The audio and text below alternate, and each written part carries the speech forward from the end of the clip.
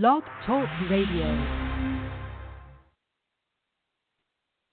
At 5 a.m. on April 1st, 2006, a 23-year-old black woman was confronted by a black man as she was moving boxes from her fire-damaged apartment.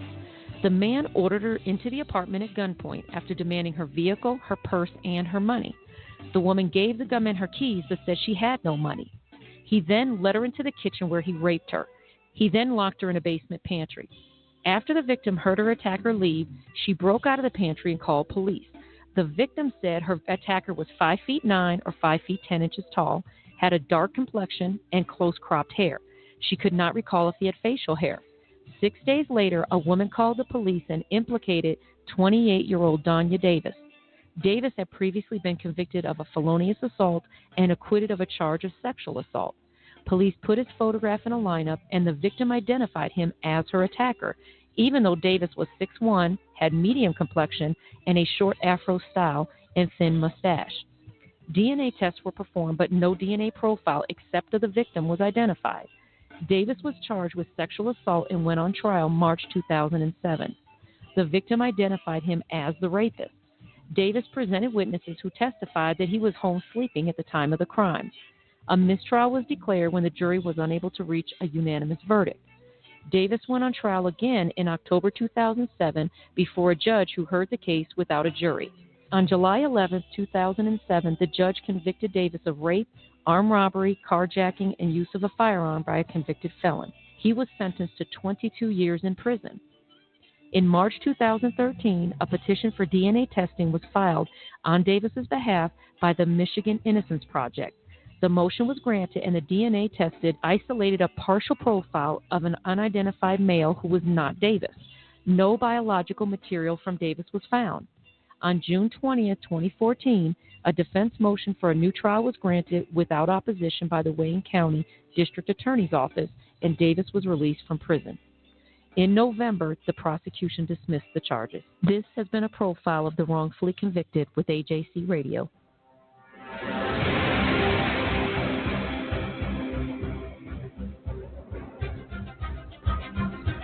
Ladies and gentlemen of America, this is AJC Radio, and tonight we continue the series, Voices from Behind the Wall, the Voices of the Innocent. Make no mistake about it, ladies and gentlemen, the criminal justice system in this country is off the rails. Tonight we continue the Voices of the Innocent. This is AJC Radio. We take off right now.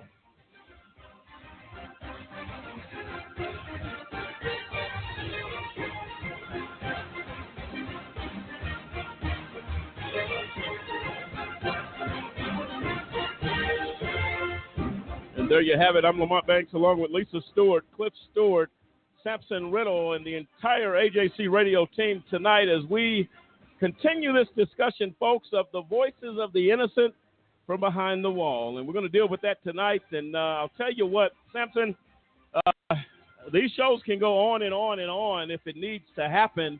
The stories are heartbreaking. They're heart-wrenching, but it is necessary. Why is it so important that this message and the abuse behind the wall get told?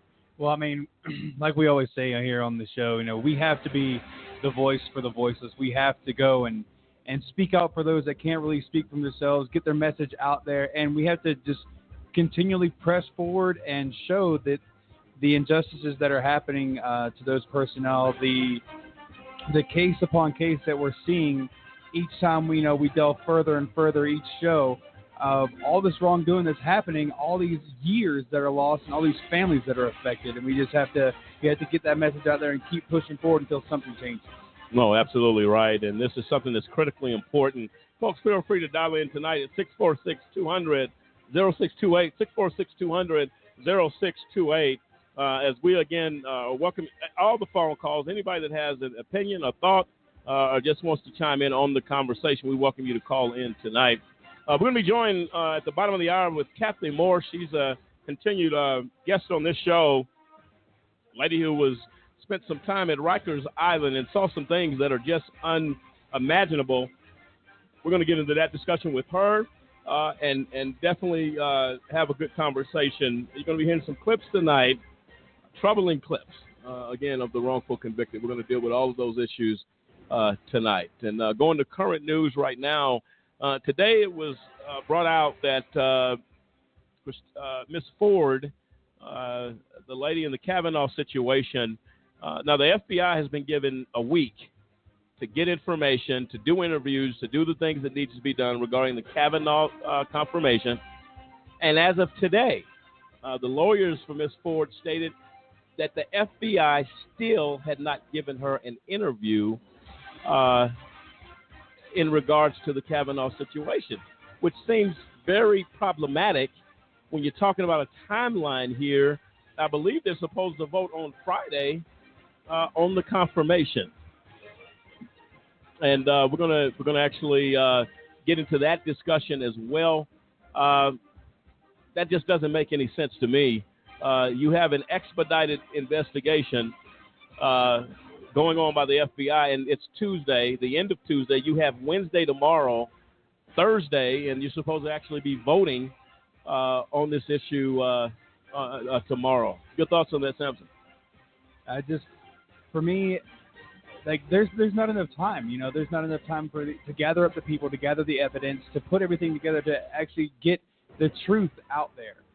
There's so many allegations, not just from one or two people, but right. I mean, there's several women that are coming forward, and we talked about how I think it was Mr. Flake that came forward sure. and stood up and just, I don't know, it seems like a sweep job, if I'm talking about. We're right. trying to pick the rug up, they're trying to sweep it under there, and they're trying to get the confirmation through for the Supreme Court justice. And I think that he shouldn't be confirmed. They should extend the timeline. Something like that needs to happen, so that the entire truth can be told before anything else moves forward. No, absolutely right, and that's something that we'll see how that plays out. I think it's going to ultimately backfire in a situation that's just not good. You rush it, you're going to have an outcry by the American people. The Me Too movement is going to say, look, we don't care. The investigations are short-lived.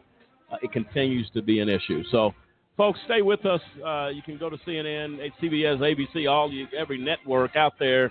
They're talking about the Kavanaugh situation. We'll keep you more informed. We'll keep you informed here as well as stories develop in that situation. On the other side of the break, folks, we're coming back. The Voices from Behind the Wall continues, Voices of the Innocent. We'll be right back. Do you have a big brother? Well, I have a big brother, and I'm pretty sure that you and I experience some of the same things with a big brother. Big brothers will always be big brothers, right? I'm sure you'll agree. Well, my brother gets up in the morning. He takes a shower, heads to work, and at some point during the day, he's going to exercise and get that workout, as we all do. And, of course, depending on what's going on, he's going to sit down for 2 or 3 meals during the course of his day. And also, depending on what else is going on, he'll probably get caught up on current events and maybe take a few moments to turn a page in a book. How about your big brother? Some of the same stuff, right?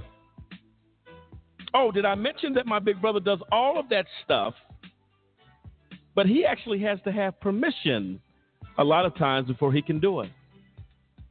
You see, my big brother was wrongfully convicted of a crime that he did not commit. That's right. That may sound shocking, huh? He's in prison. Wrongful convictions impact families in ways you cannot begin to imagine. But I've decided that I'm going to do something about it. And I extend an invitation to you to come on board and join me in this fight. You see, I'm helping to be a voice for my big brother and others who have been wrongfully convicted. We'd like you to take a few moments today and call a Just Cause, where we fight for justice. You can call us toll free at 1-855-529-4252. That's 1-855-529-4252. Join with us as we fight for justice and for all big brothers across the land. I'm a mother. I'm a father. I'm a sister. A registered nurse. I serve my country in the United States military. I'm your neighbor. I sit next to you at church. And my child was Arrested. held in custody, questioned without my knowledge, Exposed to violence. witnessed to rape, Placed in solitary confinement. Unable to call or see me. shackled to a wall, Beaten. Sentenced as an adult at age 17. Sentenced as an adult at age 16. Sentenced as an adult at age 15. We felt lost, Isolated. Ostracized. misjudged, Terrified. and in the absence of all hope, my child took his own life. And then I found the Alliance for Youth Justice. They gave me the support and resources to get through one of the most difficult times in my life. Now I know I'm not alone. And neither are you. Now we have a voice. Now we have power. In numbers. In numbers, In numbers, We can make a difference. There are approximately 2 million children in the juvenile and criminal justice system in this country. These are the faces of those families. If you are the family member of a child who has been in the justice system, or if you are someone who supports this movement and is ready to make a difference, visit the Campaign for Youth Justice at www.campaignforyouthjustice.org. Odds of becoming an astronaut, 1 in 13,200,000. Odds of being struck by lightning, 1 in 576,000. Odds of dating a supermodel, 1 in 88,000. Odds of bowling a perfect game, 1 in 11,500. Odds of being trapped in an elevator, 1 in 24,528. Odds of catching a ball at a major league game, 1 in 563. Odds of an injury from shaving, 1 in 6,585. Odds of tripping while texting, 1 in 10. Odds of getting cancer in your lifetime, 1 in 2 men, 1 in 3 women. It's up to us. To change the odds for our generation. For the ones we love. For our future. If you don't like the odds, stand up. Stand up to cancer.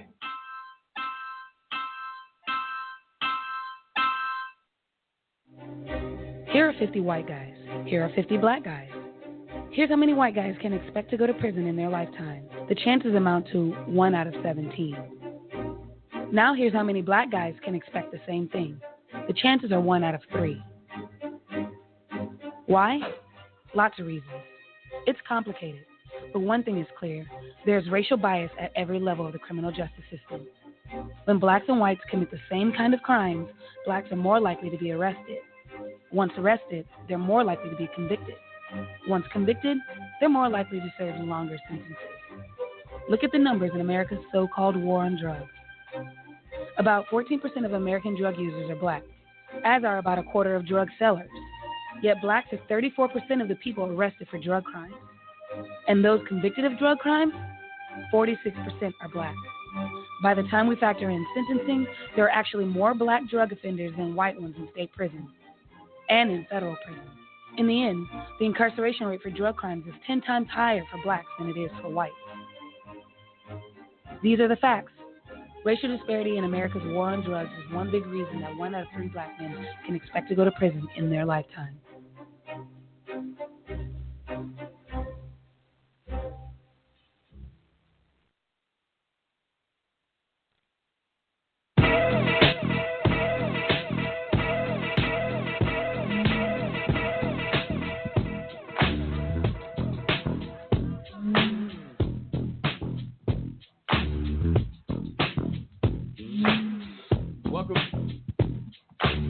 Welcome back, ladies and gentlemen. Welcome back, ladies and gentlemen. This is AJC Radio, and we are coming back to you live from Colorado Springs, AJC Radio. Again, continuing the voices from behind the wall and the voices of the innocent. And thanks for, again, joining us tonight. We're going to be joined at the bottom of the hour by Kathy Morse. She's going to be coming in on board to have a conversation with us. Started in Rikers, an American jail documentary, and I'll tell you what, she's brought a lot to the conversation as far as what's going on behind the walls of our jails and prisons across this country. But again, we continue our discussion of the voices of the innocent. And as we said before, nothing worse than to be wrongfully convicted and to suffer abuse at the hand of those folks that are supposed to be looking out for you, supposed to be making sure you're safe. But we have found through the course of this series, the abuse has been absolutely horrific. People getting assaulted and beaten in these jails, and had the opportunity to have Antoine on last week from the Exoneree Band and those group of men.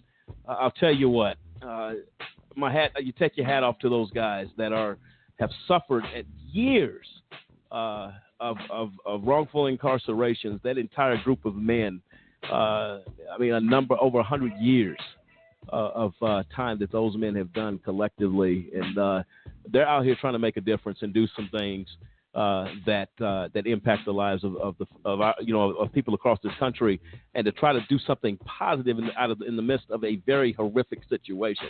Samson, these stories are critically important. The week before, we did Joyce Ann Brown, the tragedy there in Texas, this lady being wrongfully convicted. And I'm just kind of giving you a recap since we've started the voices of the innocent.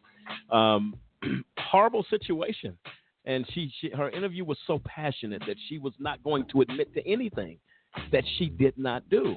And unfortunately, passed away some years later after her release from prison. And it came on this show a couple of years prior to that passing. And we were very saddened by that. And she will be missed for sure. And her organization, I'm sure, is feeling that loss. But Samson, give me your viewpoint, if you will, before we get all in here. That is this something that, and I'll be honest with you, I'm not completely optimistic here. If we don't see some changes in the way things are done in this country, in these communities, across this country, and if people don't get off their couches and start speaking out against this type of issue, I don't see a change coming.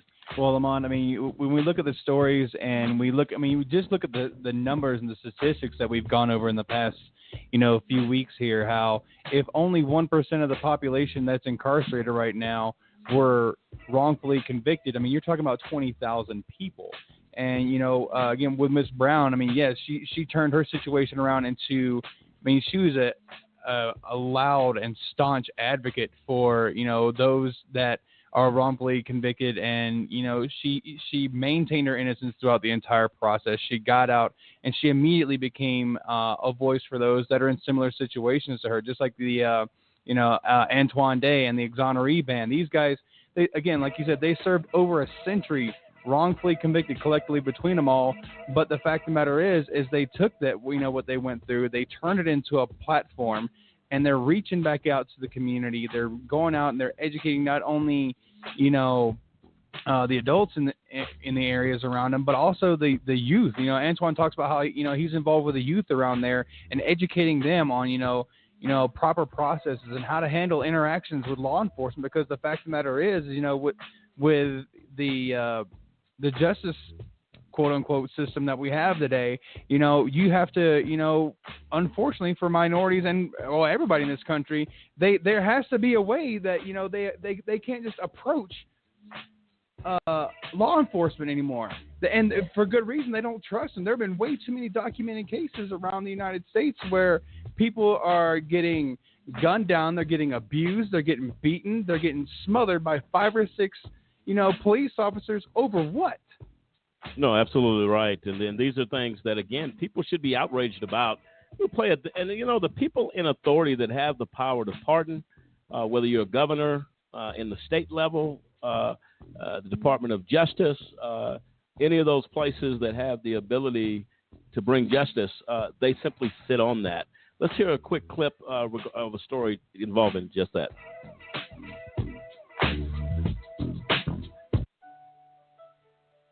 Keith Cooper of Indiana is a man who was wrongfully convicted of an armed robbery back in the 90s, and decades later, he is still fighting for something approaching justice in his life. He was originally sentenced in 1997 for a robbery committed in Elkhart, Indiana, still has a felony on his record despite being a free man. He served 10 years in prison before his conviction was overturned. again, for a crime that he did not commit. Now, over time, as he was in jail, more and more evidence came out to show that he was not actually the man who did it. Back in 2005, an Indiana Court of Appeals overturned the conviction of Cooper's co-defendant. Cooper was given a choice, a new trial before the same judge that convicted him, or go free, but with a felony on his record, a record that continues to contain that felony. Now, some of what's happened in the meantime, in 2014, Indiana's parole board and the prosecutor on the case unanimously recommended that Mike Pence, governor of Indiana, who you might have heard of, he's been hanging out a lot with Donald Trump lately, unanimously recommended that Pence pardon him. Pence refused. Now, the deputy prosecutor originally involved in the actual case with Keith said, Dear Governor Pence, in a letter, I am the former deputy prosecuting attorney that prosecuted Keith Cooper in the Elkhart County Circuit Court. I am writing to you in support of Mr. Cooper's petition for a pardon. So you have the parole board, you have one of the prosecutors involved in the case originally. He went on to say, we cannot undo the wrongful imprisonment of Mr. Cooper, obviously, but we can undo his wrongful conviction with a pardon. And so now he spent 10 years in prison. He's been fighting for years to get the felony taken off his record, a felony that everybody understands at this point he did not commit. Governor Pence told Cooper he should request a new trial and exhaust all of his legal options before requesting a pardon. Now understand that, again, Keith Cooper didn't do this. Also understand Mike Pence has pardoned 3 people with felony convictions who admitted guilt during his time as governor. So maybe Keith would have had a better chance if he had actually done the crime. Yeah, and there's no, just to be clear, no question he didn't do the crime. They got new DNA evidence. It turned out they have the guy. It's a different guy who did it. What strikes me most about Mike Pence is a bad guy. Mike Pence might be a worse guy than Donald Trump. Mike Pence wanted in 2001 to redirect money for HIV/AIDS research and treatment of people to gay conversion therapy. Mike Pence is a despicable person. So Mike Pence's behavior here doesn't surprise me. I don't know. It seems like a freebie. It seems like a layup that you're not taking. But what strikes me most about this is that moment, and I guess, when was it, John? 2007, when he's given the option. Like, they've already freed his co-defendant. So they're saying, admit guilt and you can go free, or you can go for a new trial. If they allow him to go free, they know, whoever was prosecuting it then, but they don't want that on their record. They don't want the precedent of letting somebody go free. So like, we'll let you out of prison. You can walk out of here today, but you're going to have to admit guilt, which will let us feel better, even though we know you didn't do it. That, to me, that's, when we talk about wanting to arrest people on Wall Street and so forth, that seems criminal to me, that kind of behavior, to not say, wow, Keith Cooper, you're free today, no matter what. You walk out of here. If you want a new trial, fine, but you're free. And making him say he was guilty to a crime he didn't commit to save face is disgusting. Yeah. Well, Ben, I don't think you're being fair to Mike Pence. I think that what might be worse than the gay conversion therapy is when he wanted to force women who had an abortion or a miscarriage to do a funeral for their fetus. Didn't just want to. He signed that law. Yeah. And so, yes, he's a legendarily bad guy if people knew enough about him. But look at this. In the middle of a presidential run, when you know the guy is innocent, it's amazing. Well, how hard is it? And Mike Pence knows. It's not like Mike Pence doesn't know. He knows. Everybody knows. The parole board never says, hey, pardon the guy. They might parole people, etc., but it's a very rare thing for them to say, yo, governor, over here, this guy's super innocent. For Christ's sake, in the middle of a red state, make sure you pardon him. Yeah. And Pence is like, nope, not going to do it. Not going to do it. I'm running for president. And I need to see, or vice president, maybe eventually president after Trump gets impeached, if that were to happen. Anyway, no, I'm not going to do it because I need to seem more barbaric. You know, Cenk, Mike Pence is even more disgusting than that. While he was doing all that stuff, I saw a picture of him one time putting ketchup on a steak while wearing Crocs. Oh, my goodness. Well, they're shouldn't be allowed to run. In Indiana, though, they're like that. He has a nickname in Indiana. Do you know it? It's Mike. That was from the convention. That's right. They said that. Like, that's not a nickname. That's his name. That's what they call him back home. They call him back home. Back home. They call him Mike. For sure. So also, I didn't make clear, like, this isn't...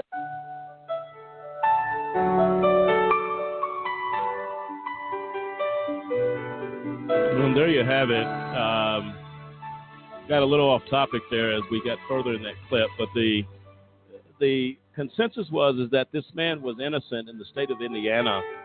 DNA testing proved this man's innocent, and then at the time, Mike Pence, who was the governor there, did not pardon, and the prosecution in that state recommended that his case be overturned, and the governor, who had the power to do it, simply didn't do it. These are the things that we talk about. People in positions of power, they contribute to the problem we have in this country of the wrongfully convicted. And in this series, the Voices from Behind the Wall did 10 years. It's not like he just went in. He did 10 years. And they said, DNA is showing this guy's innocence. Will you pardon him, please? At the state level, the governor has the power to pardon. He refused to do so. And I think that's a tragedy when you're talking about everybody points fingers at who's to blame, who's this, who's that. To blame is the system and the people in authority who have the power to change it sits idly by and does nothing while the little people come out and protest and fight and are tired and are marching because there is no justice being seen in these situations when it is clear innocence that is going on. And I think that is absolutely horrific. And from week to week on this show, we find more and more issues that people simply do not care because it has not touched their front door. And that doesn't matter whether you're a governor, whether you're a judge, whether you're an appellate court, the state Supreme Court, or the United States Supreme Court. When it comes to the innocent, and I don't think people really understand the impact of that. It's tough on people who have made mistakes, may have been guilty, but the innocent, to sit behind bars 10 years? And that takes us to our next story. An innocent man died in prison and how his legacy helps the wrongfully convicted in Texas. This story was written back in May of this year. And it says, Corey Sessions will take one flower, a bird of paradise, with him Saturday when he heads to the cemetery. There at Mount Olivet, he will pay tribute at the graveside of his parents and place the flower, one of his mother's favorites, on the grave of his older brother, Tim Cole. Saturday marks a decade since officials formally learned that Sessions and his family have always known. DNA evidence proved that Cole, who died in prison from an asthma attack in 1999, had been unjustly convicted of rape more than a decade earlier. We knew he was innocent, Sessions said. We had to wait for the world to know it. In past years, Sessions said his mother, Ruby Cole Sessions, who died in 2013, would cook a special meal every May 19th, and then the family would head to the cemetery. This year, he and family members will go before his 18-year-old daughter heads out to her senior prom. There, not far from Cole's tombstone, they'll see the historical maker that tells the story of how the Fort Worth man went to prison for a crime he didn't commit, and years later, after the true rapist confessed to the crime, ended up receiving the state's first and only posthumous pardon. Sessions' mother called May 19th the day we made history. Since then, largely because of the efforts of Cole's family, Texas has been recognized as a leader in helping those who were wrongfully convicted.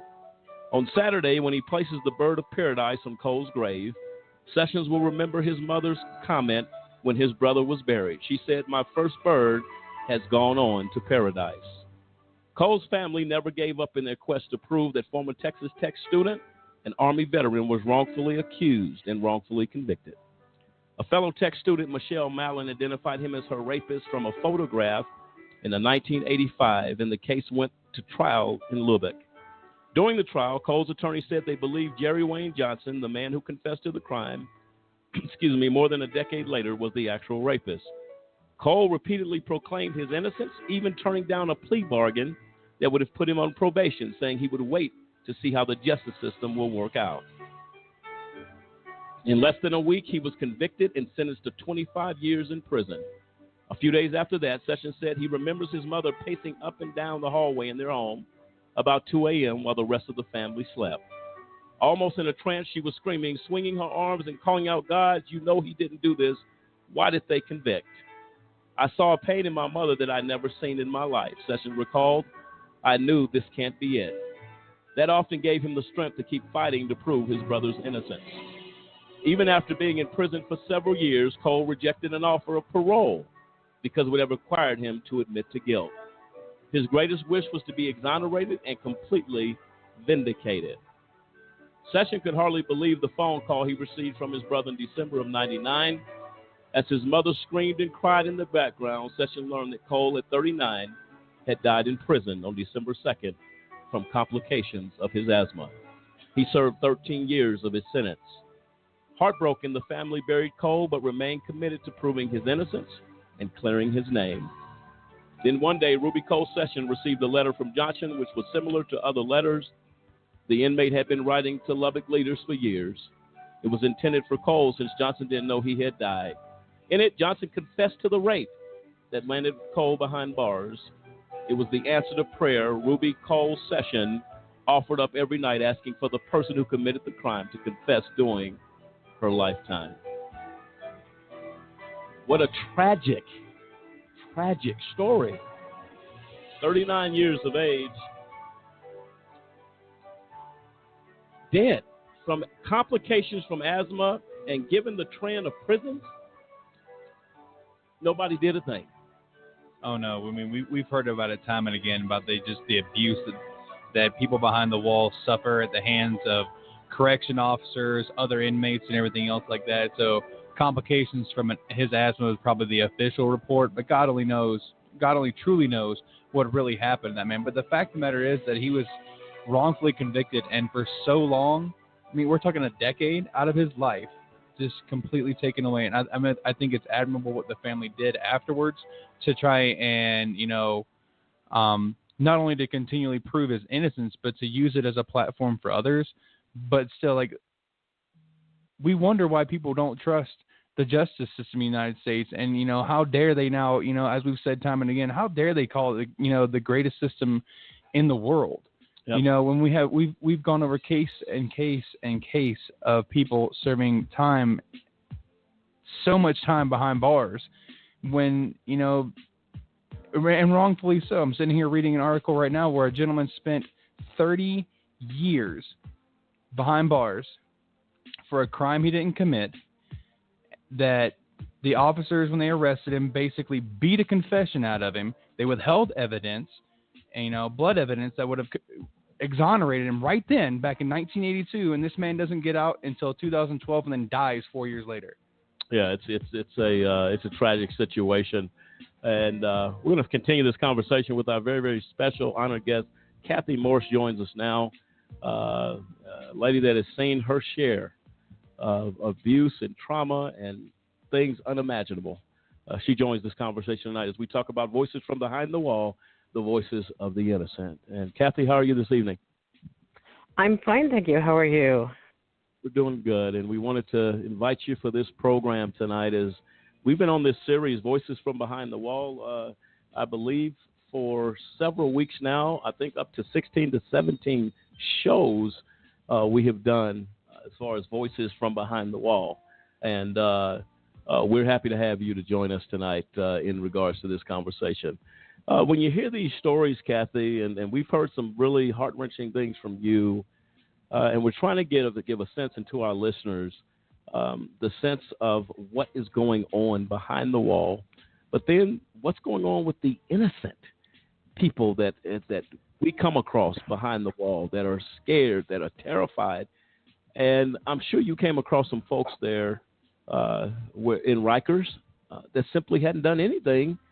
But we always go to the Browder story, Cliff Browder, and what he said. Yep. But I'm sure he had to be one of many behind. He's one of many. Yeah. And one thing I noticed when you were talking about people who are have health problems and they're being something that I guess people don't realize is not only the trauma that one experiences from being incarcerated, but the stress. Yes. Especially for those who are innocent and were wrongfully convicted. There's that stress and that, it's that, look, I know I didn't do anything and I have to keep fighting. And that in and of itself takes a lot out of you. And there's, the numerous setbacks that they have in fighting their cases. And it really, it takes a toll on you. It absolutely does. And it wears you down. And, the health services that are provided in prisons and jails is horrible to begin with. So, combine all this stuff, and it really takes a toll on you. And you got to keep fighting. You just can't keep up. You can't let up, because if you do, then you let them win. No, absolutely right. And I think what we've learned over the last few weeks here is that the heart-wrenching suffering is what makes us outraged. Not only to the innocent, and that's what we're talking about tonight, but to those who may have made some bad choices, made mistakes. They didn't earn the abuse that they're getting. They didn't earn that. I think we wanted to. Right. Go ahead. Nobody deserves that.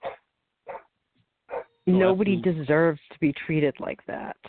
We're all human beings. At the end of the day, we all breathe the same air. We all cry the same tears, and we all bleed the same color. And we're all human beings. And people seem to forget that, because you've got people who are incarcerated and they're automatically labeled. Absolutely. And because of that label, people are like, oh, you know what? They don't need to be taken care of. They don't have health issues. Why are they getting that treatment when people out in the community can't afford it? Yeah, and that's unbelievable. It's not right. It's not right. Because, as I said, we're all human beings. Absolutely right. And at the end of the day, if I'm hurting medically, physically, and I need medical care, I have a right to get that. And to feel like, and I believe it's the culture of this society that has come to believe by whatever brought them to that conclusion, that people behind bars don't matter.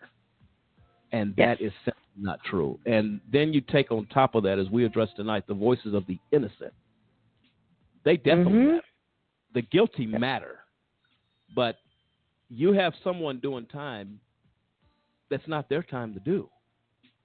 And that is the bottom line is, if I'm driving down the street and there's a pedestrian there on the ground bleeding from someone who may have ran over him, guess what? When I get out my car to attend to that guy or that woman, I'm not going to ask if they got a record. Hey, have you ever been locked up? Doesn't make any sense. I'm going to call 911 because someone is down and needs help. That's the bottom line. So anything other than that is utter nonsense. And I want to play a clip for you right now, Kathy, that talks about Mary Jones, a wrongfully convicted grandmother, wrongfully convicted, and what she went through. I'm going to get your thoughts on the other side of this clip. Let's play it. Okay. Our final story tonight is about Mary Jones. She's in her 70s, but she just began a new life. She was released from prison this week after serving more than 3 decades behind bars for a crime she didn't commit. Ben Tracy has her story. I just knew in my spirit that it wasn't right. And I knew that God was going to open the doors, in his time. 32 years ago, Mary Jones fell in love with a man named Mose Willis. Not knowing who he really was. He wasn't a good guy. No. Willis killed someone during a drug deal in an alley. Mary Jones drove him there. He forced you? Yes. At gunpoint? At gunpoint, yes. And you felt like had you not driven that car, he would have killed you? Yes. In 1981, she was convicted of first-degree murder and given a life sentence. Hi. How are you? But Mary Jones's case was reopened with help from Laura Donaldson and other law students at the University of Southern California. They argued Jones had been abused by her boyfriend and forced into the crime. On Monday, a judge ordered her released, and Jones's family released their joy. Her daughter, Denitra, spoke outside the courthouse. I'm excited. We got a lot of Mother Days to catch up on that are unconfined. Okay, thank you. Today, she took her mom to the DMV to get an ID card. Mary Jones is now 74. In 32 years, what do you feel you missed? Well, I miss my grandbabies. I didn't get to hold them on my lap. I didn't get to see them crawl. So I missed all of that. I did. Behind bars, Jones started a Bible study and was known as Mother Mary. Former inmate Patricia Elder was there to welcome her when she was freed. You become like family when you're there for all that many years with people, you know. What did you learn about yourself in 32 years in there? I learned patience. I would imagine you have to in that situation. Yes, you do. You have to hurry up and wait. She waited 11,875 days to be free. Ben Tracy, CBS News, Los Angeles.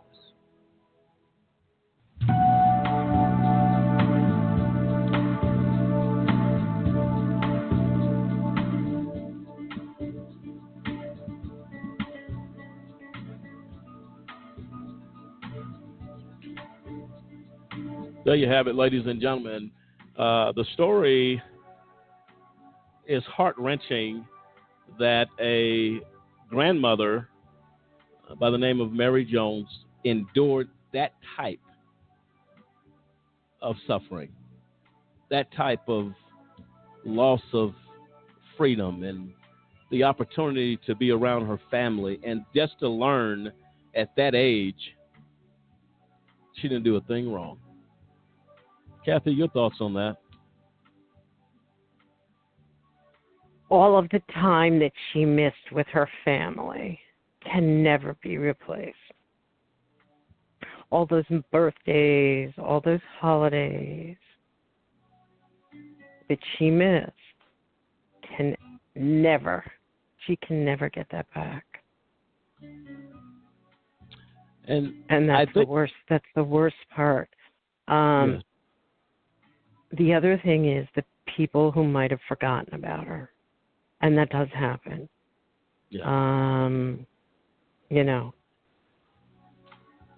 and that's one of the biggest fears for anybody who's incarcerated or detained, is that the world on the outside continues to go on while life for everybody on the inside stops. And, you know, for people, it's like, they forgot about me. You know, they wrote me off. They don't write to me. They don't visit me. They don't care about me. And it's rough. It's really rough. And that's sometimes why you form those bonds with people that you are incarcerated with. They become your family. Yes. You know, you Absolutely. begin to, you celebrate the holidays with them. You celebrate the birthdays with them. You're the ones who were there to mourn the death of someone with them. True.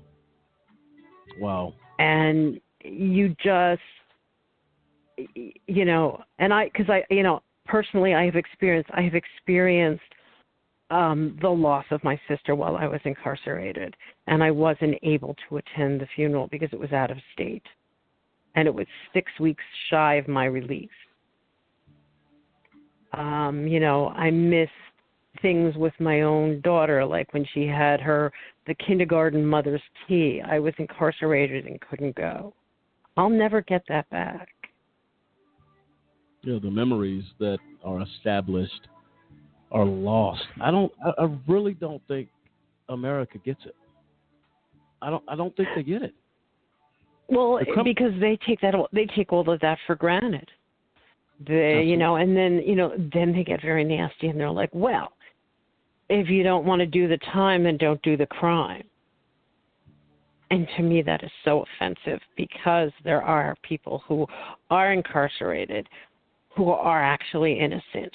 There's people who are incarcerated who actually took a plea deal say because they were on Rikers and they wanted to get out of that hellhole.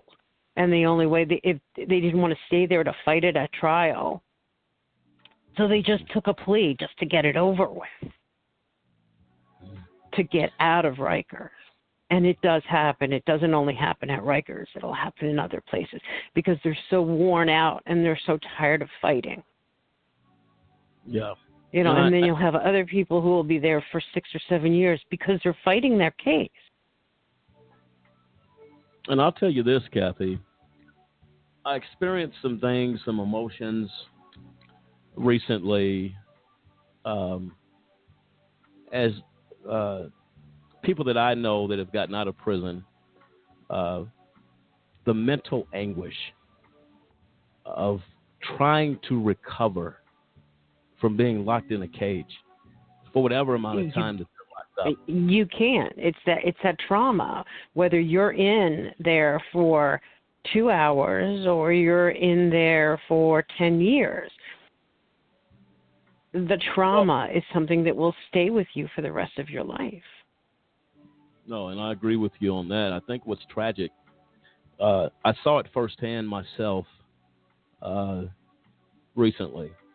And as I began to hear the person talk after being wrongfully convicted, the disconnect from reality and trying to come back to a world that you left years ago and to try to somehow mentally put the things back together. I begin to understand what post-traumatic, I think that's what it's called, post-traumatic stress syndrome. Is that right? PTSD, yes. PTSD. It's just not coming back from war. It's coming back from trauma. No, because I experience it. Yeah, I experience it myself. And how many countless prisoners, and tonight we're going to focus on the innocent, that walk out of a prison cell. What did Cliff Browder mentally endure after being beaten?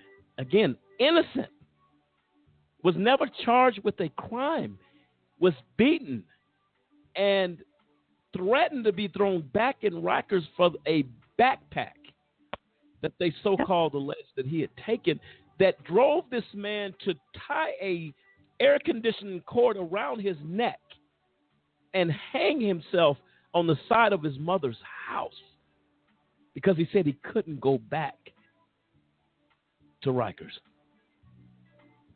Who will be held accountable for that? This is what we're talking about. Yeah. The voices of the innocent cry not only from prisons and jails, they cry from the grave. They cry from death row as death is administered on these people. And we as a nation sit back and say, well, that's just the way it is. Now, I have to tell you that my heart goes out to Khalif's family, and I'm also grateful to them for bringing his story to the public, because Khalif is not the only one. There are many more who have committed suicide as a result of their detention or their incarceration that we don't hear about. And I think that the Browder family is doing everyone a great public service by publicizing this, by going out and telling his story. Absolutely. Because they're telling the story. They're telling the stories of others. Personally, I told my therapist that if I had to go back to Rikers, I would kill myself. Wow.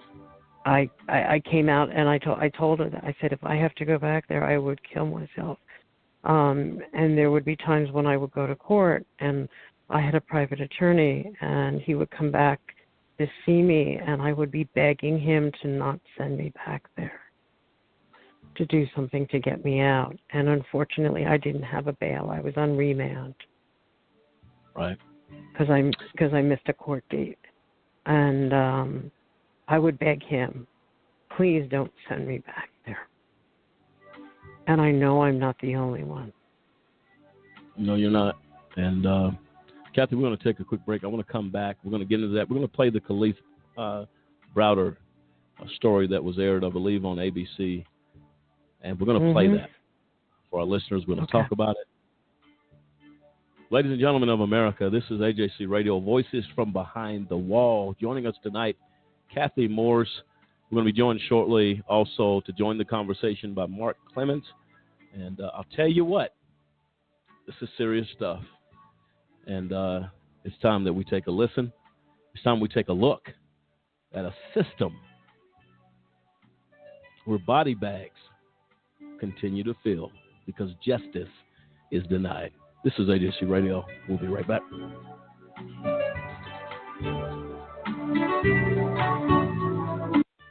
So most people don't understand the importance of exercising and eating right. Most people think it's about getting super buff or eating grass to keep that perfect bod, but to those who believe that are wrong. Exercising regularly and getting the right balance of nutritious food leads to a common diagnosis known as healthy. Now, healthy may sound mainstream and boring, but it's real. It improves your immune system to prevent sickness, boosts self-confidence and controls body weight, gives you energy, and improves your overall happiness. So next time you think that's not bad, think again and be the best you can be. I wanted to be in the military since I was a kid. I served in the United States Air Force. I served a total of 16 years. I was deployed 13 times. On my second deployment, 4 bombs hit my vehicle. And at 19 years old, that's the first time I ever saw somebody die. Coming back, I was raging. I started having pretty horrible nightmares. I would wake up in the middle of the night, sweats. I started drinking a lot. I felt worthless. I guess I never recognized it in myself. Eventually, one day I just walked into the VA hospital and said I'd like to see somebody. Don't suffer alone. You got to find that link with somebody that'll make you let it go. It all starts with going to the VA. There's a whole community of veterans that just want to help you out. It's for the guys who couldn't come back, so you owe it to them to live well, because they're not here with their families.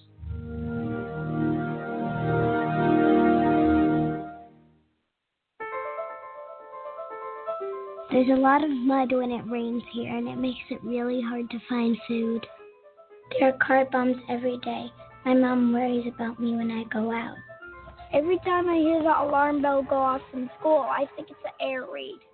Sometimes I have nightmares about it. A lot of houses in our neighborhood have been destroyed. I like to close my ears and sing songs whenever the bombs come close. My dad says we have to leave, which makes me scared. I'm worried our new neighbors won't like us. What if they don't understand our religion? Because we don't speak the language, it might be hard for me to make friends. But I know it's all going to be okay. It's all going to be worth it. I just want my family to be safe. But these are not my words. These are not my words. These are not my words.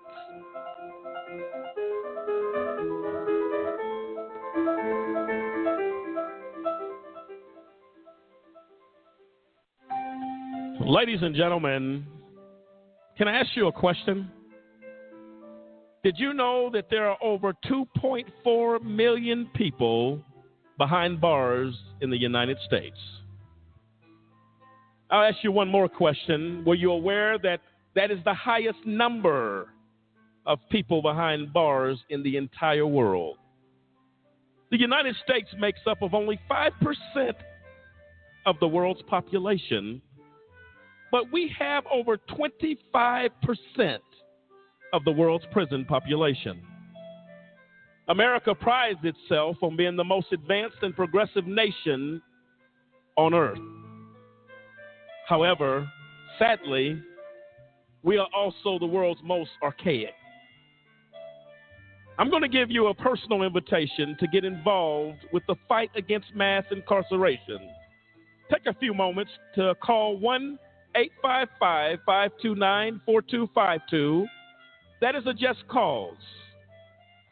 And we fight for justice. Again, call a just cause today.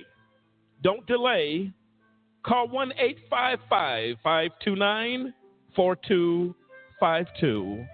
It is time, and I say high time, that we take America's incarceration seriously. Won't you join us? Call today.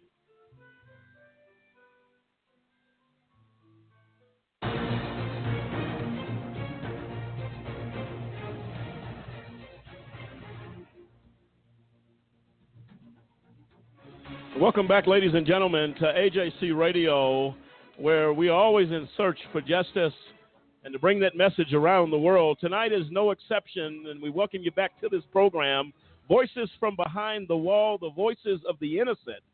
And I'll tell you what we've heard thus far on this show, and a very special thanks to Kathy Morse, telling us some of the stories from Rikers Island and her personal experience with abuse behind that wall, and then the innocent that are there and without question are still there, suffering tremendously. We talked briefly about Khalif Browder, the young man that, as we stated earlier, was so terrified of a system that failed him. After being released from Rikers after 3 years without ever being charged with a crime, a teenager, and ultimately in fear of going back to Rikers because someone accused him of taking a backpack, hung himself outside of his mother's home with the extension cord of an air conditioning unit on the side of the house. And I'll never forget some of the things that when we first reported that story, the emotions, the grief, not only coming from people all across the country, from the state of New York, as well as his mother. Right now, we're going to play a clip really quick and talks about the Khalif Browder tragedy that took place. We're going to talk about it.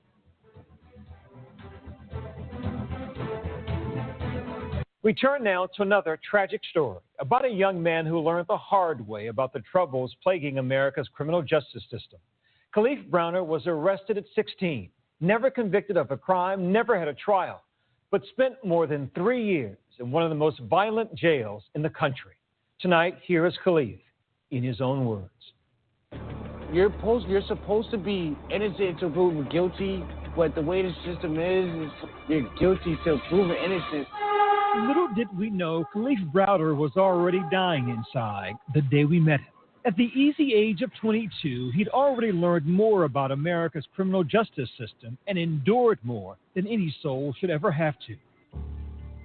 That's Khalif there on the floor inside Rikers Island, New York City's most notorious jail, beaten by a gang of fellow inmates, all caught on camera. At the age of 16, he was arrested and sent here for allegedly stealing a backpack. It was like hell on earth. We were beaten, stomped by the correction officers, and they was just beating on me. Beatings captured on surveillance video obtained by the New Yorker magazine, which first brought Khalif's story to light. In this video, we see him being escorted to the prison shower. He appears to speak to the guard, who in seconds is seen slamming him into a wall and then to the ground. And I cried myself to sleep because it's like, I want to go home, and it's like they're not letting me go home. To go home, Khalif's mother, Benita Browder, needed to post bail of $3,000. Money, she says, she just didn't have. What was your reaction when you heard that your 16-year-old boy was being sent to Rikers Island? My heart dropped. You know, I had heard so many horror stories about Rikers, and all I could picture was him getting hurt in there. Court records show Khalif had attempted suicide at least 6 times, spent 1,110 days behind bars, more than 800 of those in solitary confinement. His court date postponed more than 30 times. He endured all this having never been given a trial, never convicted of a crime. Finally, in June of 2013, all charges against Khalif were dismissed. But his experience exposed the troubled criminal justice system and the brutality of life behind bars. I think at some point, almost a reckless disregard by the prosecutors in this case. They didn't care, Byron. They saw his file. They saw that he was in jail, and he'd probably take a plea, and they were hoping he'd take a plea. The judge told me that if I plead guilty, I would release from jail that same day, but I didn't do it. You're not going to make me say I did something just so I could go home. When we first met him, November of last year, he was doing better, he said. Earned his GED, started classes at Bronx Community College, pulling a 3.56 GPA. But the psychological trauma from jail had taken its toll. And when he first came home, he would just walk the 4 corners of the driveway. You hear animals do that have been confined to a space. Yes, he did it. And I had to watch my baby go through all of that. In the last year, Khalif grew depressed, deeply paranoid. You know, deep down, I'm a mess. I feel like I'm a grown old man And then 2 Saturdays ago, 2 years after his release from jail, Cliff Browder hanged himself with an air conditioner cord in his home in the Bronx. He was 22. I didn't know what to do. Can you imagine finding your son and he's hanging with his head back? Cliff's death made national news, and messages of outrage mixed with sympathy flooded social media. John Legend wrote in an op-ed that New York failed Cliff. Lena Dunham Instagrammed his photo and called for reform.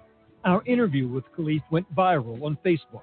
What we now know is that Cliff was due in court to face new charges of disorderly conduct the week he took his own life.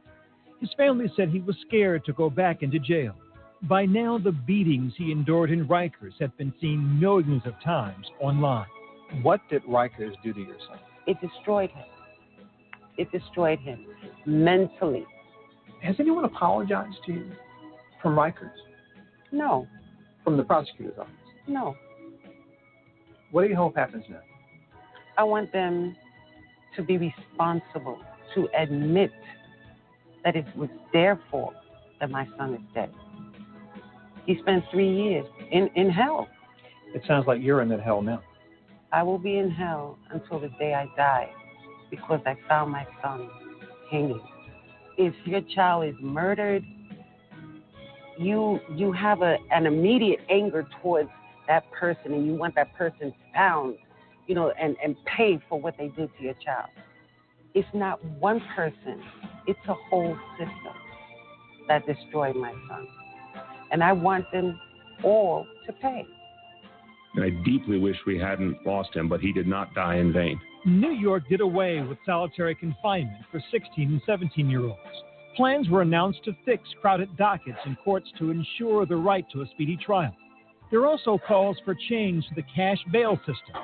Currently, only 12% of defendants in New York City make bail. We're in a quest for justice right now, Byron. Paul Prestia, who helped Cliff file his civil suit against the city, says it's not enough.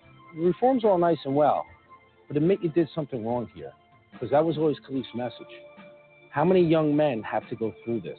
99% of the critics will talk all that junk. I promise you, they wouldn't have the courage to do the job that the correction officers do. Bernie Carrick knows the system from both sides. The former chief of the New York City Police Department, he also ran Rikers Island for years. And as a convicted felon, he spent time in solitary confinement. As someone that spent 60 days inside solitary confinement, it creates paranoia. It makes you insane. But he cautions the city against bowing to public pressure and implementing changes, he says, that could put Rikers correction officers and inmates in danger. If you take solitary confinement away from the correction officials, you're going to see a major, major increase in violence. These are kids that come from gangs. These are kids that ran the streets. I think is very dangerous. So what would you do? What were your suggestions to improve Rikers Island? I think you keep that. You charge the staff that violate the law, and they're locked up. It's not hard to imagine the life he might have led if he had made it. I have the medal hanging on my bed. You see it in the remnants of the life and the people he left behind, like Elizabeth Payams, program director at Bronx Community College, who worked closely with Cliff. Granted his associate's degree. She says she's working on getting Cliff his associate degree posthumously. It's real. Thank you so much. What do you want the world to remember of your son? To remember him for the stand-up person that he was. He was a good person. The kind of person who turned down a plea bargain on principle, whose story may help save others like him. If I would have just been played guilty, then my story would have never been heard. Nobody would have took the time to listen to me. I'd have been just another criminal.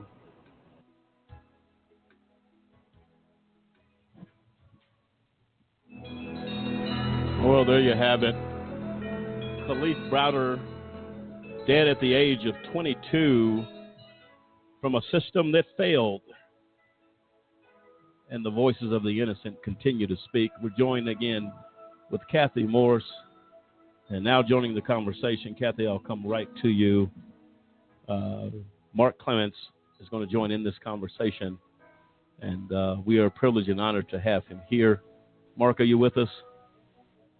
Yes, I am, and it is a likewise privilege to be able to make a comment. And, you know, the comment that I would like to make is this. What is wrongful conviction? It's a conviction that is gained as the result of a criminal justice system who do believe that the accused is guilty.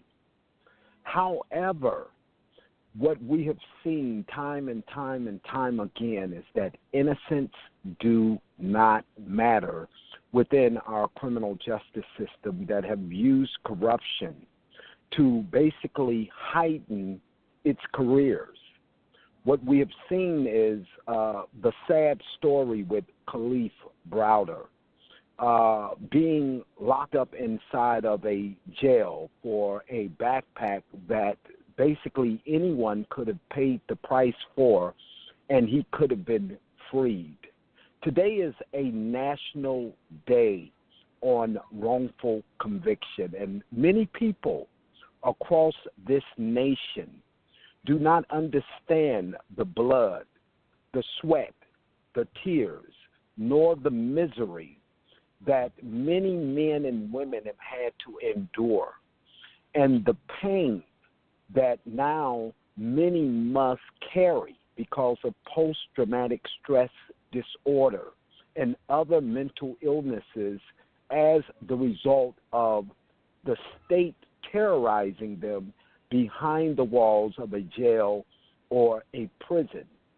In 1981, I was only 16 years of age, and I was taken down to a police station in the city of Chicago, Area 3 violent crimes. I knew nothing about a John Burge. I knew nothing about police officers torturing confessions from human beings inside of police stations. Well, I became a product of John Burge's torture ring.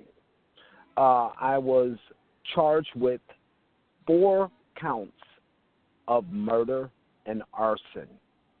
What happened at the police station is that I had my genitals and my grabbed and squeezed.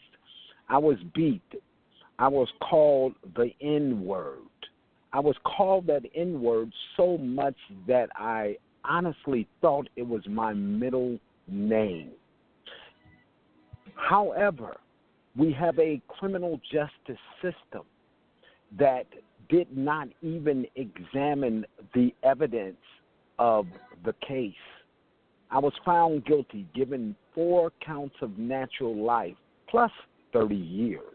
I was called a menace to society. I was told that I would never, ever be released out of a prison. I served, unfortunately, 28 years inside of a prison. And as I watched the documentary on Cliff Browder and seeing the hard, dedicated work of his mom, that caused me to reflect upon my own mother. My mother died as well.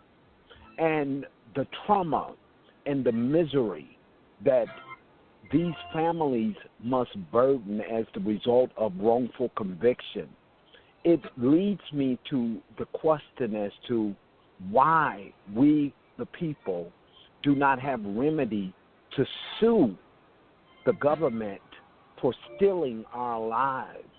I lost a very huge chunk of my life. And in losing that and returning back into a society that is poison, because that's what we're dealing with right now today. We're dealing with a poison society that we have no identity of. Oh, absolutely right. And Mark, let me ask you a question. Closing. Yes. Let me ask you a question. As you break down what you went through, and Kathy, I'm going to get your thoughts on what you've heard from Mark tonight as well. 28 years. 28 years. So, Mark, basically, when you went in, you were just you were a kid. 16, you're a kid. That's just what you are. I was a young child.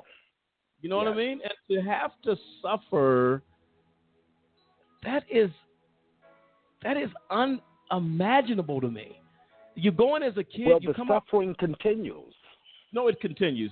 Let me get Kathy's thought on this, Mark. Kathy, when you hear that, what goes through your mind along with what the report we just did on Kalief Browder?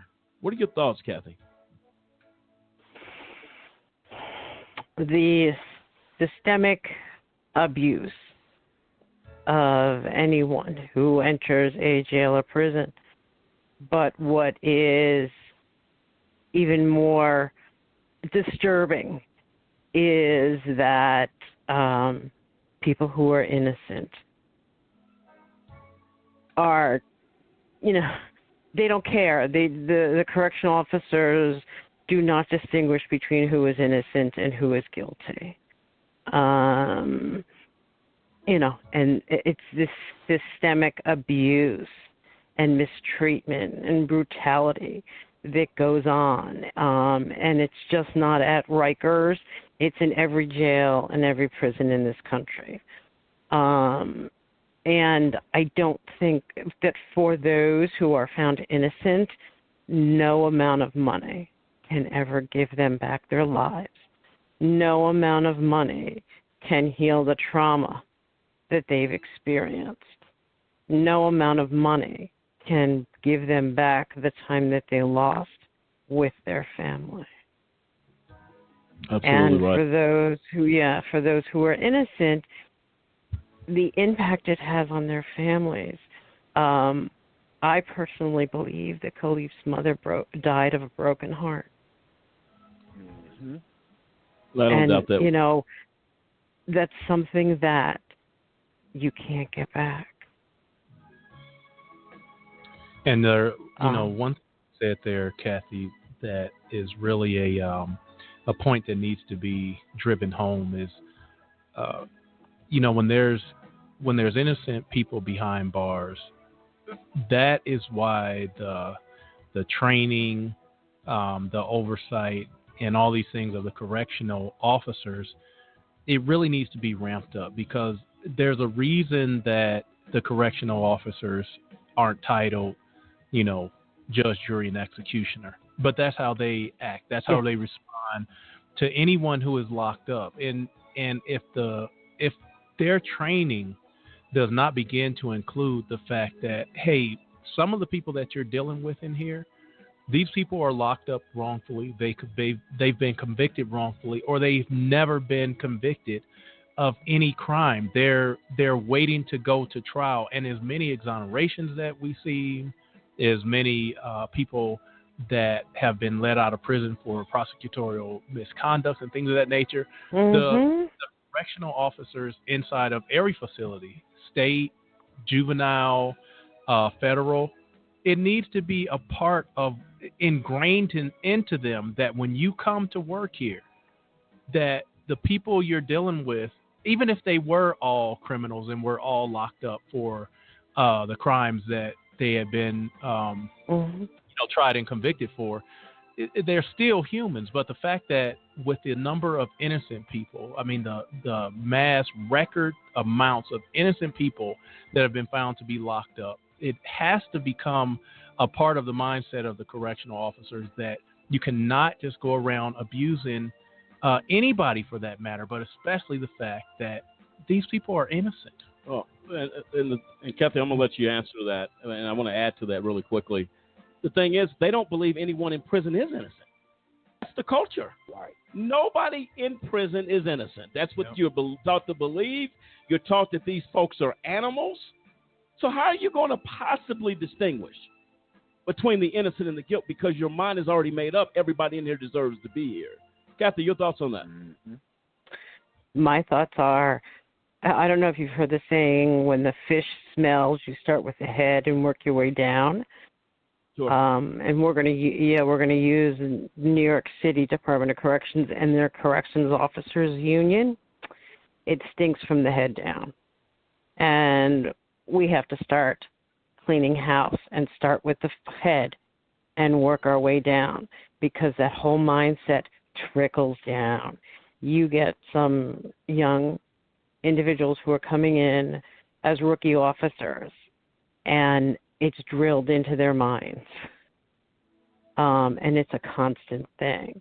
Now, the president of the Correctional Officers Union worked for 13 years in the solitary confinement unit. So he already has this mindset that individuals need to be brutalized. They need to be abused. And it just trickles down, and it's almost like they encourage it amongst themselves, and that if you don't do it, you know, it's like this fraternity. And, you know, they support one another when they're abusive and violent to individuals who are detained or incarcerated. But if they show any kind of weakness or kindness or humanity towards someone who is detained or incarcerated, well, then you're too weak. We need to get rid of you. Wow. And that's the problem. And that's why I say the culture is horrific. Yes, the culture. It's the culture, and the culture has to change. And you know, it just, and that's this whole issue that they're talking about with closing Rikers and opening up, you know, the 4 smaller facilities. Until they change that culture of brutality and abuse and violence at the hands of correction officers out on Rikers Island, what we're going to have is 4 mini Rikers with the same problems. Exactly right. What's interesting, and I have to point this out because it's so critical for people to know, that with Raise the Age and then moving the adolescents off of Rikers into an adolescent facility, they needed to get correctional officers to go work there because they were short. Youth and Family Services was short with getting trained staff in there. Well, the correction officers did not want to go in there and work with the youth because they weren't allowed to carry their tasers. They couldn't carry their pepper spray, so they were not allowed to carry any of that. If they had any use of force, they would be written up as a child abuser. And they didn't want that permanent record. So they have gone to court as a labor issue to try and prevent them from having to work in this youth facilities. Yep. And it also came out, in New York for 2017 that the number of excessive use of force against detainees on Rikers is way up while the population of detainees is down. Wow. That's unbelievable. And Mark, yes. You, listen, what I want to do, you guys have a few minutes to come back with us. We're going to take a quick break. We're going to deal with the story. Yeah, I want to get your thoughts, Mark, further. And you also, Kathy, dealing with Brian Banks. Sure you're familiar with his story. Young lady accuses him of sexual assault. This man was primed for the NFL, the National Football League, definitely on course for that. And from one accusation, we hear his voice, the voice of the innocent that suffered behind the wall. And not only behind the wall when he came out, he has never been the same. We're going to deal with that story. Mark, get your thoughts. How do we solve this? We say change the culture. How do we do that? How do we change an embedded thought process that seems impossible to change? We believe here that the process has started with us actually being the voice of the voiceless. What Kathy, what you do, Mark, what you do. We're voices for those behind the wall as we continue the series, The Voices of the Innocent. This is AJC Radio. We'll be right back.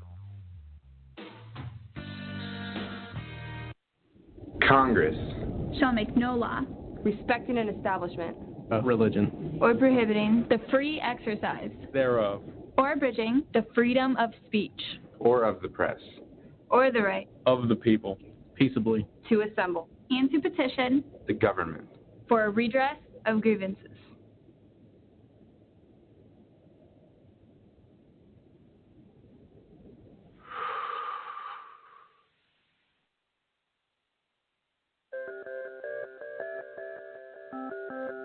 The racial composition of the prison population in the United States is very different from the population at large.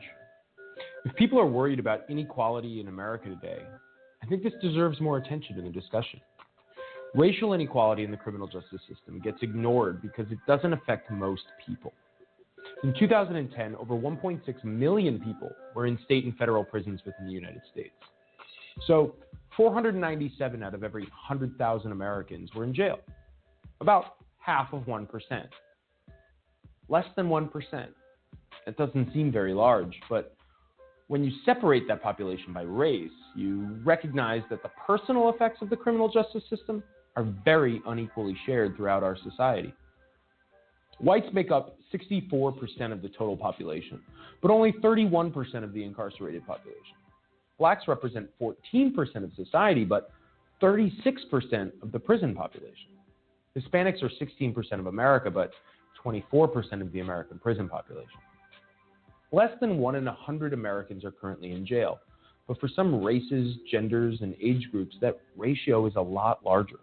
For example, if you're young, black, and male, it's closer to about 1 in 4. That means you'd have a higher probability of going to jail than of getting married or going to college. These results are unequal and problematic as poor black communities lack so many of their members. But what can be done? The causes of this trend are undoubtedly complicated and multi-causal. But there is reason to suggest that part of the blame is our criminal justice system itself. In the ways police officers enforce laws, in the ways that laws are written and prosecuted, and more. In many cases, it is not overt racism by individual actors. Many police officers, prosecutors, and judges are undoubtedly trying to be fair and trying to do the right thing. But economics can explain how unequal enforcement of the criminal law happens anyway. This is because the political and bureaucratic structure of the criminal justice system creates perverse incentives. The formal laws surrounding drug prohibition, for example, are written as if to be colorblind. But people with different levels of wealth face different costs and benefits to participating in the drug trade. Different groups consume different drugs at different rates, and lastly, those groups are politically represented in very different quantities. Thus, they are arrested and incarcerated at very different rates. How could minority groups hope to use the political process to fix inequality when they are systematically over-incarcerated and disenfranchised? Despite noble intentions, politics often does not affect the basic incentives of costs and benefits faced by political or citizen actors. We might need a new approach to social change if we are going to address these problems. We definitely need more study into the causes of inequality, and we should admit that radical changes might be both necessary and preferable to the status quo.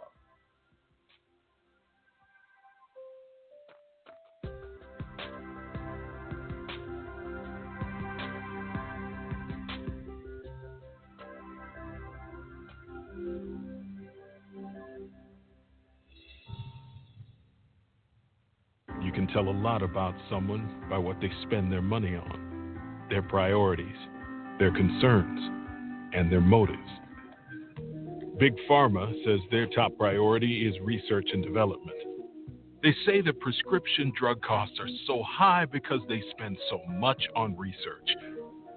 But the simple truth is 9 out of the 10 biggest pharma companies spend 50% more on advertising than they do on research and development.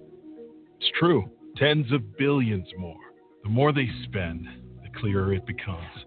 Big Pharma's priorities are more ads, more sales, and higher costs to you.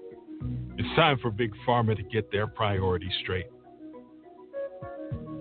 Americans deserve open and honest prescription drug pricing. Let's solve the cost crisis now. Visit csrxp.org.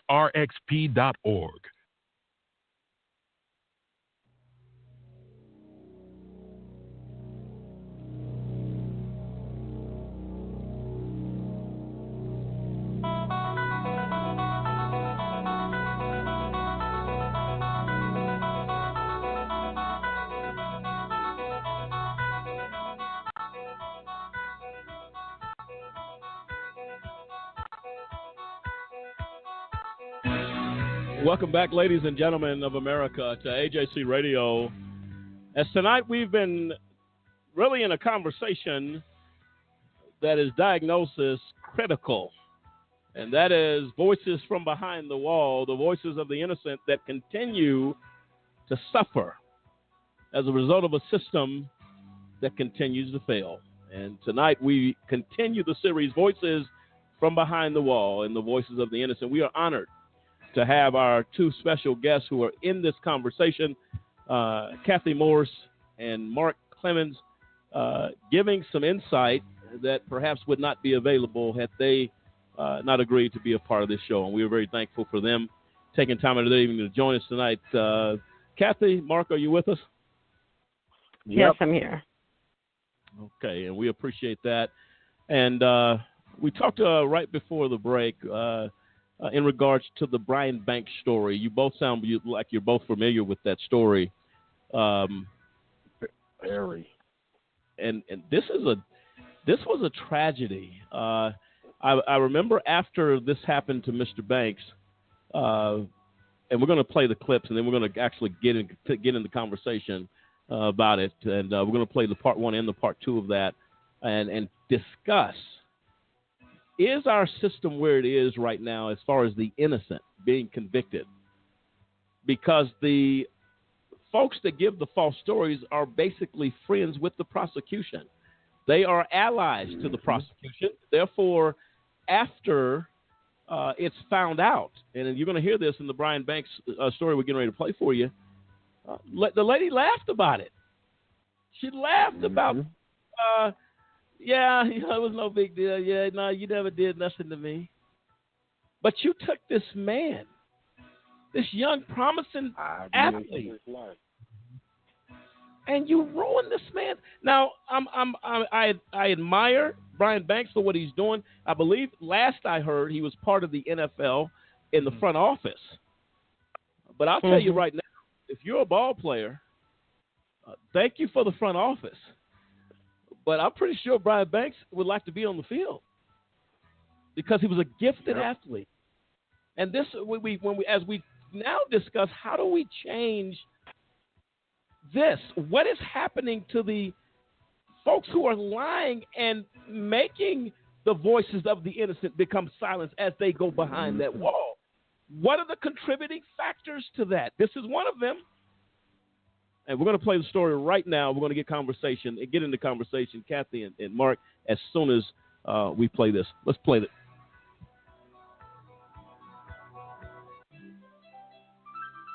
Everything seemed to be lining up for Brian until one day at school, he was hanging out with a girl he'd known for years.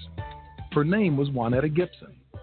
What happened next changed the course of Brian Banks' life forever. We made our way to this area and pretty much began making out. We kissed, we touched, but we never had sex. No argument? No argument. We actually ended on a good note where, I was making jokes and she smiled and everything just seemed normal. Everything seemed okay. But it wasn't. By the end of the day, Brian Banks was sitting in jail, charged with 2 counts of forcible rape and kidnapping Juanetta Gibson. He was kicked off the football team and expelled from school. With all hope of a scholarship and NFL career suddenly vanished. The only thing he could do was fight for his innocence.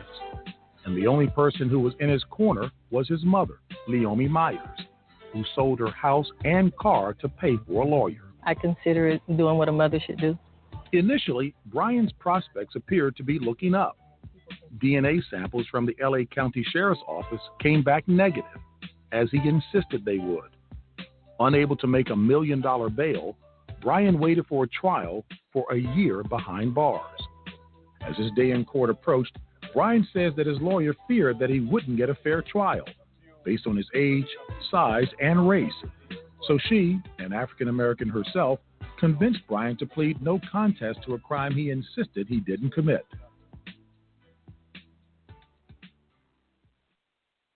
Then last year came a turn he never could have expected, when one day, searching for work online, he got a friend request on his Facebook page.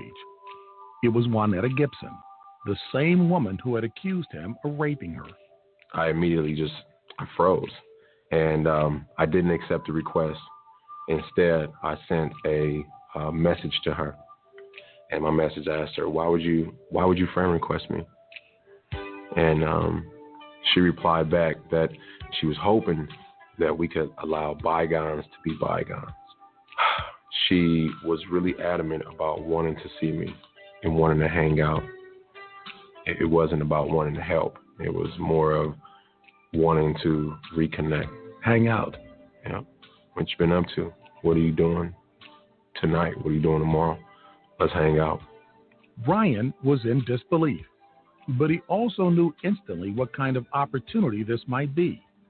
And with the help of her friend's father, a private investigator, they set up a meeting with hidden cameras. You were surprised that she showed up? Very much surprised.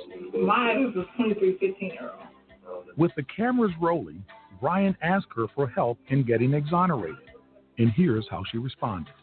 I mean, I will go through with helping you, but it's like at the same time, all that money they gave me, I don't want to have to pay it back all that, because that will take a long time.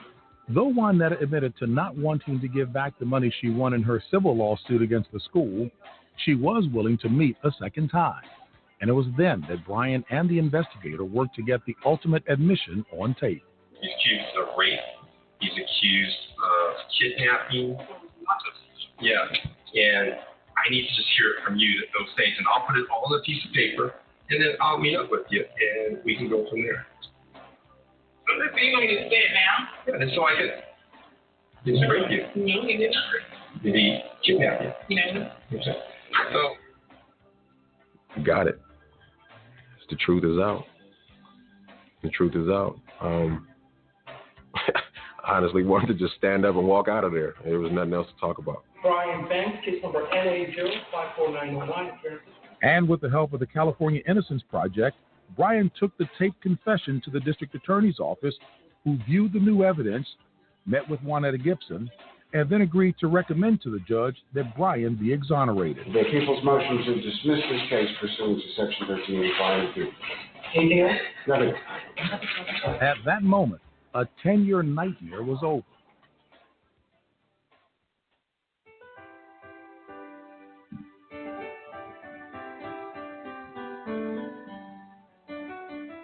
Well, there you have it.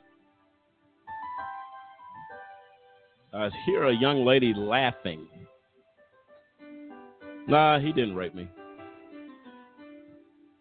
Are you kidding me? I'm trying to find out where the joke is. Social media caught her slipping. And I'm sure she was aware that Mr. Banks was an NFL prospect. Let's let bygones be bygones. Are you kidding me? 10 years, a 10-year nightmare. Mark, let me start with you. Kathy, I'm going to come to you. Mark, your thoughts on this type of insanity as we become the voice for Brian. This is the problem. And I have focused on the same thing here in the state of Illinois.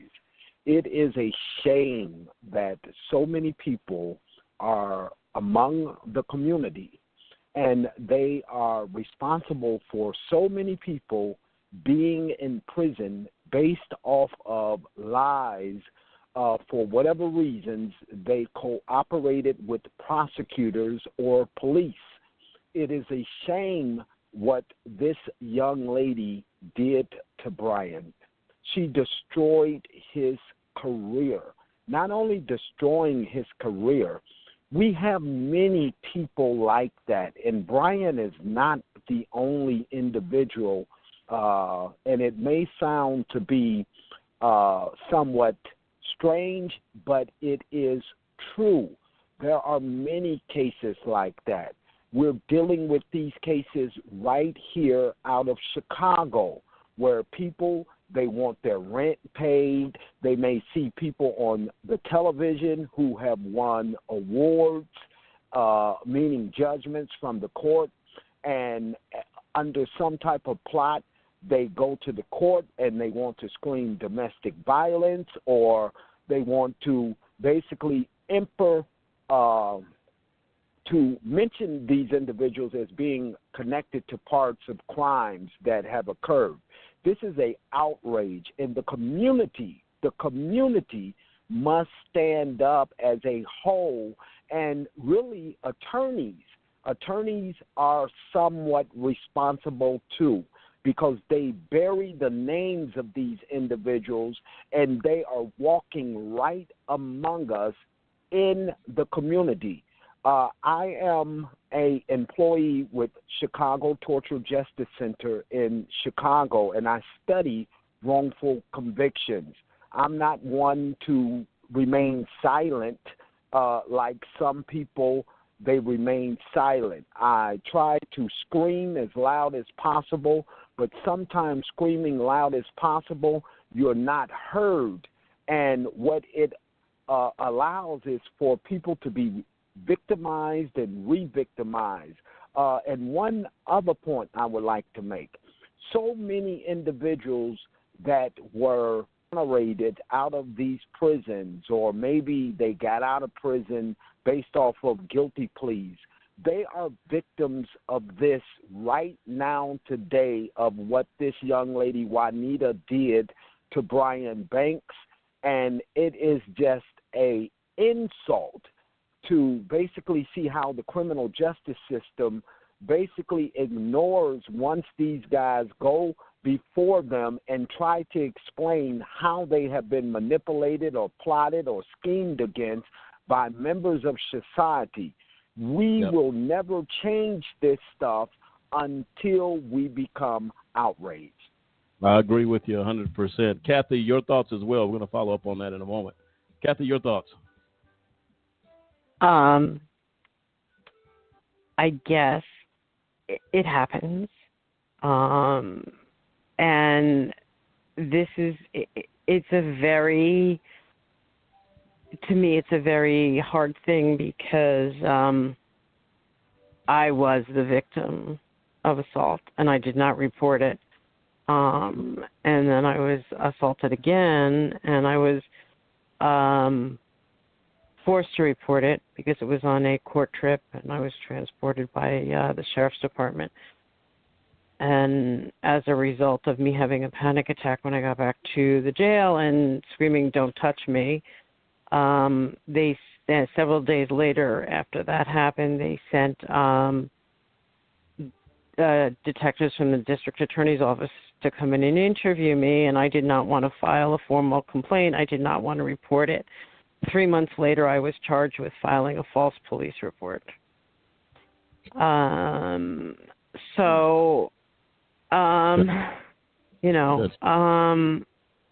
It's hard for me, but I do know that there are women that will do that out of revenge, out of being jilted. It does happen, and that's where it's incumbent upon prosecutors to fully investigate these allegations. I also know of people who've had their careers ruined over false allegations. And that's where we need to be careful, because people do cry wolf. Yeah. And I really think that what this girl did, it just sickens me that, years later, she just laughed about it. She ruined this man's life. Yes, she did. She ruined his career. And that's not something that he'll ever get back. No, he can't get it back. And he tried upon being released. And I think, and Kathy, I'm so sorry you endured something like that.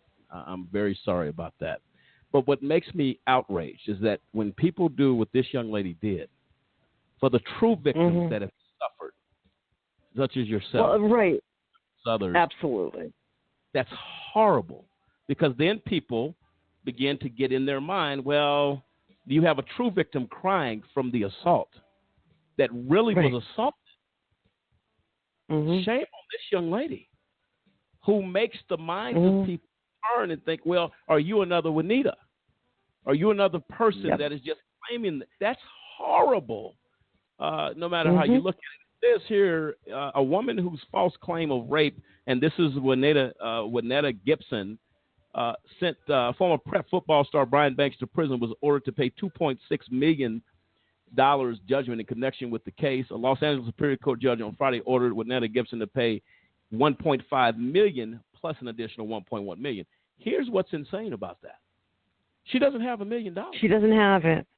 Right. She doesn't have no money. Nowhere close. So guess what? Your punishment. Let's help you out, Judge. Cuff her up, lock her down 6 years for what she took. That's not harsh. How you're going to judge? The court stood up for Brian Banks, a lady that makes minimum wage, has been ordered to pay $2.6 million. There's no money. So your message is void. Well, but if you can also look at it, it was kind of, I don't even know if you could say it was a moral victory for him because he's lost everything and he's not going to get it back. Exactly right.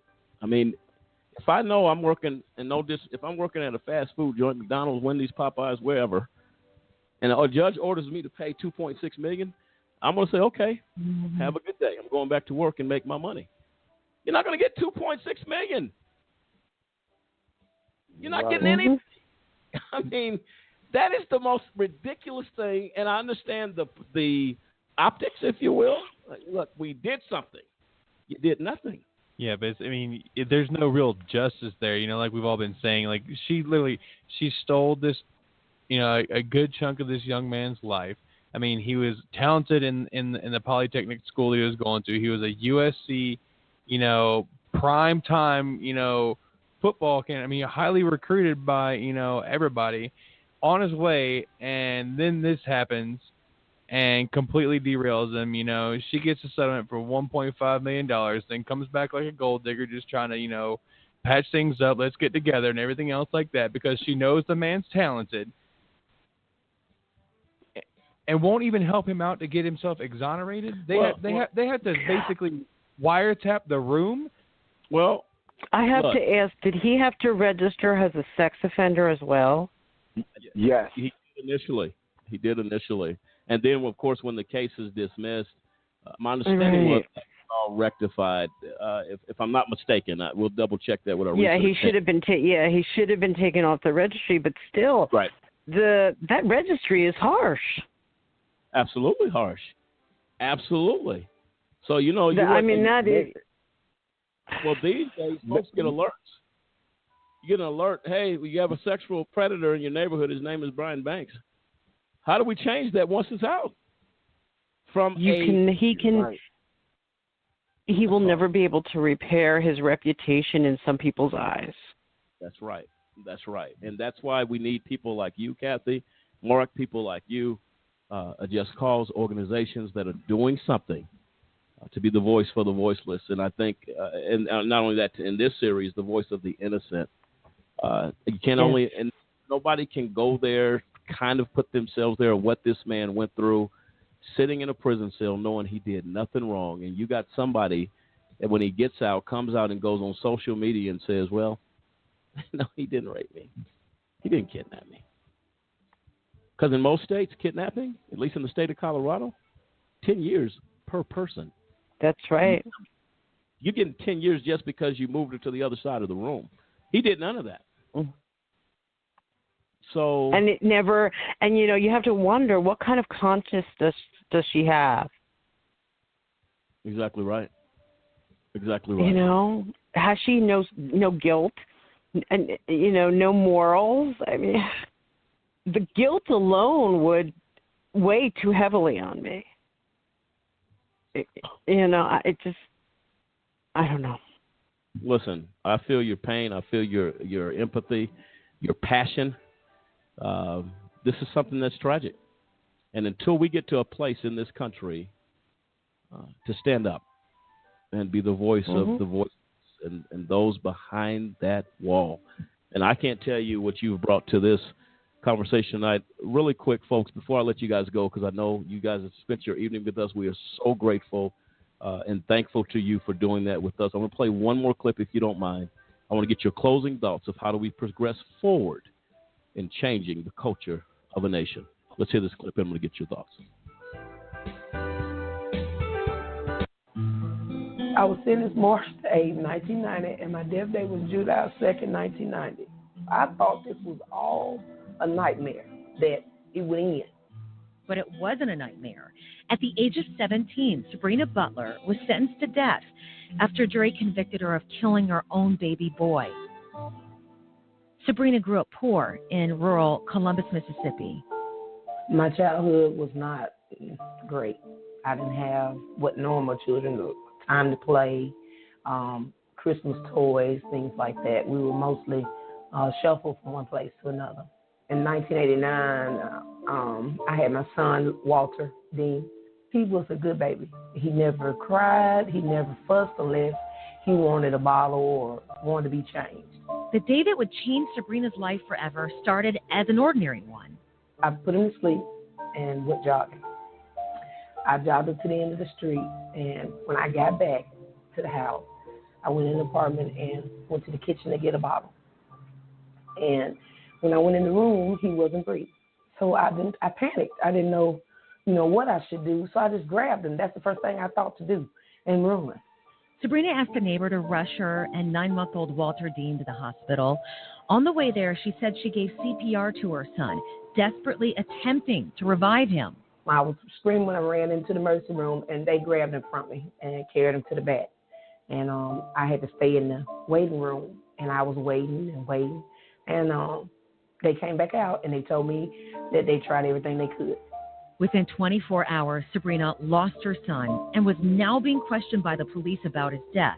Before she knew it, she was charged with murder and behind bars. Her trial lasted 1 week. She was convicted and sentenced to death row. The first day I went to prison, they had me shackled from my ankles around my waist and my wrist. I was just scared. I was shaking. They carried me in this room and they made me take off all my clothes. And then after you do that, you had to put on this jumpsuit. They just put me in a cell. And then they came back a few minutes later and took the orange jumpsuit and gave me the red. They'll let you know, everybody in the prison know that you on death row. I spent on death row 2 years and 9 months in a cell no bigger than your bathroom for 23 hours a day. 2 new attorneys entered Sabrina's life and began digging deeper into what they believed were major discrepancies in her case. Her case was appealed to the Mississippi Supreme Court. I got the call from my attorney that my case had been overturned in the Supreme Court, and I was happy. I was so happy that I wouldn't go back in my cell. I'm thinking that we're fixing to go right back to trial, and they're going to bring out all the proof and all the evidence that should have been brought out in the first trial, but that didn't happen like that. So, off death row, but still not free. My second trial was in 1995. It also lasted 5 days. The biggest bombshell came from the medical examiner, who said that a rare kidney condition might have led to her 9-month-old son's death. So now, Sabrina stood before a new jury, and it took them less than an hour to reach a verdict. And when they said not guilty, I just lost my balance.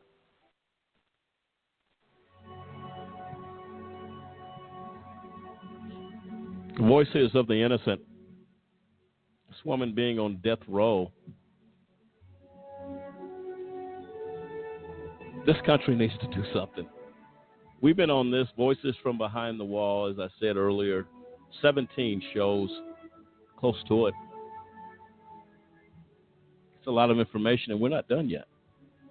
Kathy, I'm going to get your closing thoughts of number one on this clip. Mark, I'm going to come to you and get your thoughts as well as we graciously in this segment of the show, and thank you for your time tonight. How do we make this better? First of all, on the death row clip you just heard. Kathy, go ahead. What we need to do is we need to move away from this medieval mindset that we have of punishment. towards a more restorative and rehabilitative approach. And until we do that, we will see more cases like this. We will hear about it. But there needs to be an overall change in the community and across the country. We really need to move away. We have a very medieval approach to punishment and incarceration and how we treat people who break the law, even if they are ultimately found to be not guilty. They still have that stigma. You're and right. That's where we have to be much more open-minded. We have to move away from that because incarceration at the rate it's going right now is going to impact everybody in every community. Absolutely. And until we change that outlook, our approach will be medieval, and it serves no purpose. Absolutely. Well spoken, Kathy.